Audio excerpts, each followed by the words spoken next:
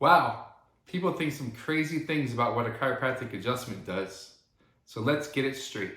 Adjustments are performed using the hands or a small tool to apply a painless and precise movement to the spine. All we're doing is realigning the spine to allow clear communication between the brain and the nervous system. The nervous system runs through our spine and is connected to everything in the body, which helps the brain control everything we do and feel. When the spine is misaligned, the brain can't communicate, and we end up with some problems, like daily pain, headaches, lack of sleep, inability to adapt to stress, feeling anxious, digestive issues, and so much more. Adjustments restore communication, allowing the body to respond to the stresses of life. Basically, adjustments allow the brain to communicate with the body so that the body can take care of itself. It's designed for it. Click below to learn more about chiropractic adjustments, the most natural and effective path to living your best life.